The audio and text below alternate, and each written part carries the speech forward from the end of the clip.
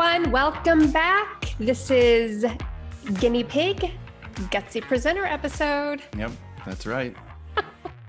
And we have an amazing guest with us. We have the Kate Bays. Hello, Kate. Hello, Guinea Pig here. We are thrilled to have you. Kate has a very special and unique expertise. And she's going to share more about that with us. So I'm not going to give it away yet. I'm not going to give it away. So Kate, Yes. Tell us a little bit about why you're with us today. Well, I wanted to get involved in this gutsy endeavor with the two of you, because who wouldn't want to be a part of this?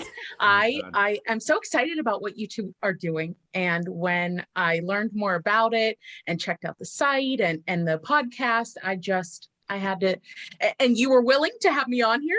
How exciting. So Thanks, Kate. just a great opportunity. I love what you're doing, and what two experts would I rather be with? Oh, Okay, stop it. so you're ready to learn some presentation ready. skills? Bring it on. Okay, let's do this. So we will ask you a simple question, share with us, give us about a 30-second response, and Scott and I will give some coaching around it. And then Okay. we want to hear about your business. Okay, Kate, here's the question. You ready?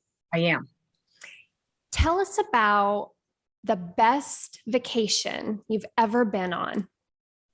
Oh, when we were little, a neighbor of mine took us to Canada, to Niagara Falls with my parents. There were three of us, and we didn't have a ton of money, but my neighbors, they were older and they didn't have any grandkids yet. So they took us kind of like their grandkids, and we all had a nice big family vacation. We did anything we wanted, which was totally out of the realm of possibility in our minds, the three of us, because, we had more frugal vacations. So, the wax museums and everything on Clifton Hill that you could possibly imagine, the 4D movies, the Journey Behind the Falls, the Maid of the Mist, the cars that go across in the air, oh man, everything, anything and everything. And it was so memorable, because now you see my kids watch these programs now where the kids get what's called a yes day. And they're always asking me, can we have a yes day? This was like a yes vacation. Can we do this? Yes. Perfect. What? Really? That's It was it. so fun. Perfect. Wow. Kate, I specifically wanted for you to share a story, and thank you for doing that, because we've been talking a lot about the power of storytelling and how stories can really draw an audience into our presentation and to be able to build a connection with us. I have to say, the way you started, when I first asked you the question, tell us about your most favorite vacation. Do you remember how you started? No. Oh, it was already. Your volume went low, and you had this, like you were really, this was an emotional experience for you. And Yeah, good memory. I could feel that from you. Scott, did you notice that? Well, I noticed the energy from the get-go Yeah. all the way through. There was no warm-up for you, Kate. It was, I'm going. This is a good thing. I'm commending you, because when you speak like that, with that level of energy and expression, your hands, your face, your voice, we're all wrapped in this. You have to listen. How can you not listening mind- listen? Yeah, you to have Kate? to listen. So good. Thank you. Kate, how Thank did you. it feel? Natural. Good memory. Just telling a story. You come across as natural. Thank May you. I share some constructive feedback? Please. When you started your story, your speaking pace was initially slow. Yeah. And it was really easy to follow along. And then the more excited you became, and as Scott just mentioned, you can feel your excitement, see your excitement. The more excited you became, your speaking pace became more quick Right. And then I'm having to catch up. Yes. Do you see that? Yes. Yes.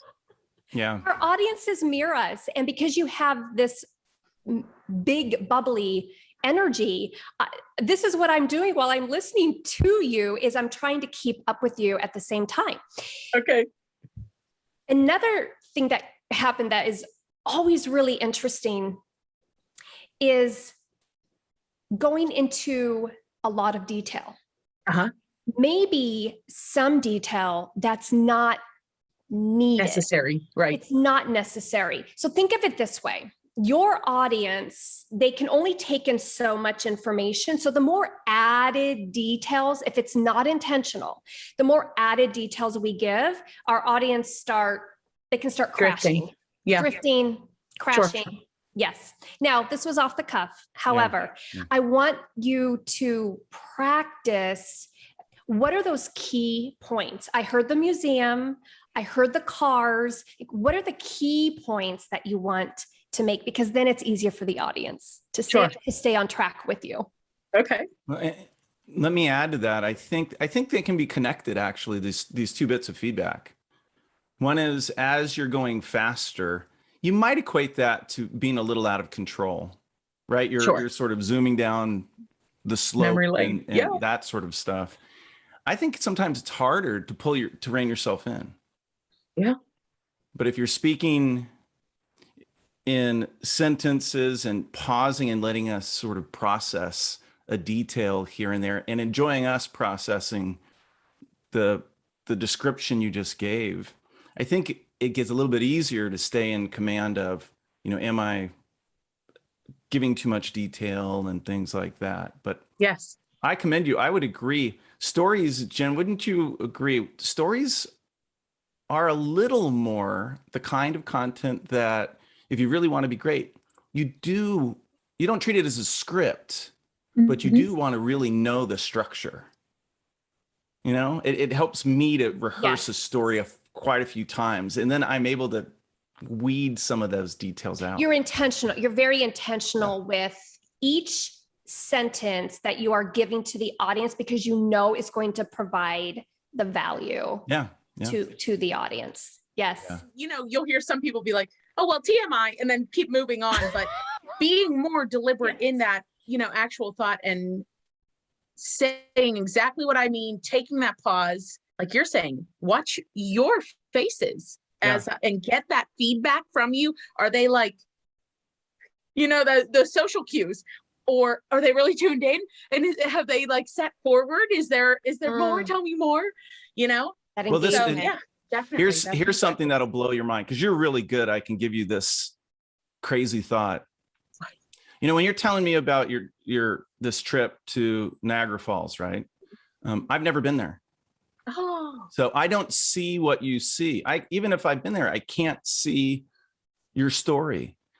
So when you talk about the cars and and all this stuff going on, I'm seeing my own version based on a little memory bank of things I've experienced. So the idea that I want you to kind of embrace, because you're so good, is if you're really good at storytelling, you remember that you're really just a metaphor for the story in your listener's head. You sort of melt away, and I'm playing a movie in my head of memories from my thing. It's humbling, but it's also really cool, because it's such an act of generosity to tell a great story.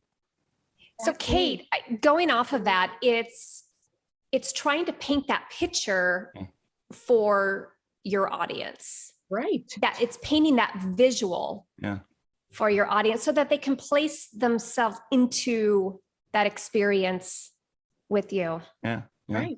Earlier, I mentioned Kate has a very special, valuable skill set. Yep.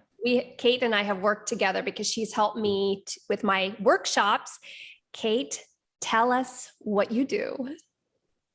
So I am currently, and have been for the past decade, a virtual producer, which in this tumultuous time of COVID has been such a wild ride. So anything virtual I've been sinking my teeth into it, whether, it's government conferences or train the trainers, training companies on how to use virtual platforms, helping with workshops, big corporate meetings that have turned into virtual conferences, just a day or two now instead of meeting for this big event.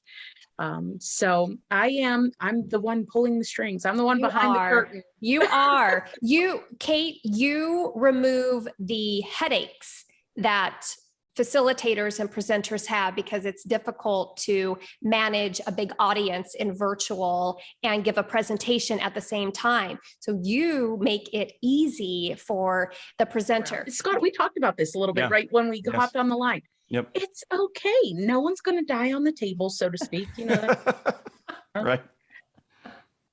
So you don't have annotation tools, or you don't have that, or you don't have the latest version of this. Let me show you a really cool trick. Let me show you a workaround. Let me make you feel comfortable so that you're not so bogged down with your frustration that you're not learning and you're not getting what you needed out of today's workshop.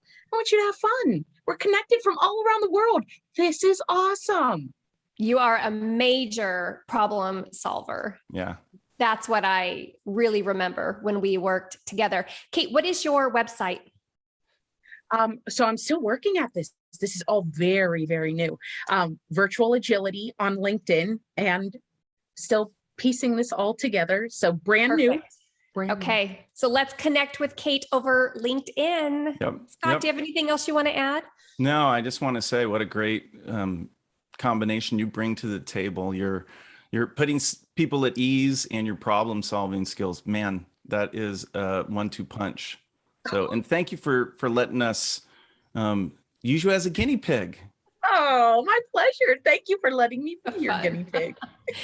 Thank you, Kate, so much. Thank you, Scott. And everyone, don't forget to follow Gutsy Presenter on LinkedIn so you don't miss these episodes. Yep. All right. Goodbye, everybody. Thanks, Kate. Take care. See ya.